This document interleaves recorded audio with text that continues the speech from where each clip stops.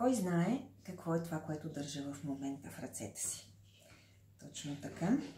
Това е хурка, това е едно вретено и в момента преда една вълничка.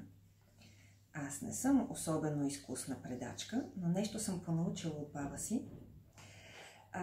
И за мен това е огромно удоволствие да се докосвам до чистата вълна. Много малко хора в съвремието, деца пък още по-малко, изобщо са се докосвали до такова нещо. Аз си мисля, че е много интересно. Създава невероятно усещане. Докосването до истинската овча вълна, работата с нея.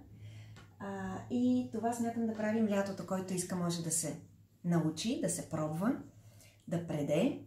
Който иска може да изработва най-различни фигурки, неща, мартеници. Можем да изработваме от естествена цветна вълна. Така че с подготовка и с желание за много приятни изживявания през лятото на нашата детска, българска детска ваканция, ви очаквам. До нови срещи!